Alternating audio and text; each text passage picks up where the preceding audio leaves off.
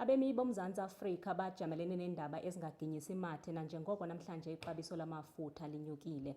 Omabini amabanga epetrol onyuke nge-82 cents ilitha nganye, logama idizili yonyuke phakathi kwe-R1.1 ukuya ku-R1.5 cents ilitha nganye.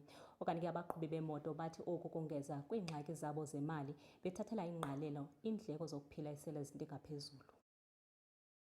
Shiya abahlali bekhathazekile indaba yokunyuka kwentengo kapetrol eqinisekiswa Central Energy Fund CEF ngamafuphi egameni lomnyango wezamandla nombiwa phansi iqinisekisile ukuthi nakanjani osukwini lanamhlanje intengo yapetrol nodizili inyukile. Zombili inhlobo zikapetrol u93 no95 intengo yazo izonyuka ngo82 cent ilitha ngalinye. Lokhu kushiya abashayeli bekhathazekile kakhulu njengoba bethi kunzima nokuthi banyuse imali yokugibela kubagibeli bathi kwenza umsebenzi wabo ube nzima kakhulu.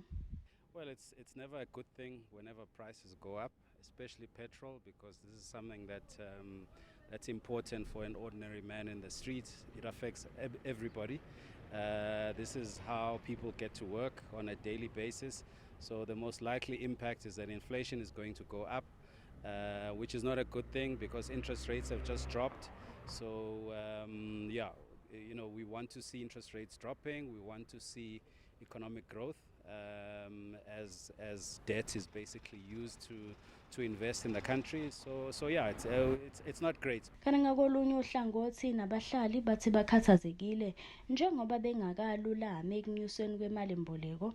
Uthi kunzima kakhulu omunye wabahlali ophawulile uSiyabonga Mbanjwa uthi kunzima kakhulu ukushaya kuyazwela emaphaketheni abo njengabahlali. This thing is going to affect, like it's affecting us too much because like everything is going up.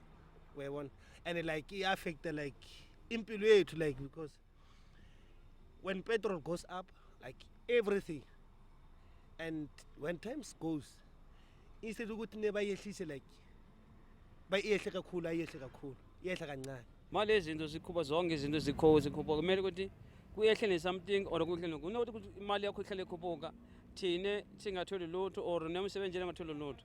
Mara thina imali yakhona ehlale ikhuphuka thina izibambe kahle. Ezindabeni zeSoweto TV ngingunobuhle wakwaNdlovu ngibika ngiseMidrand.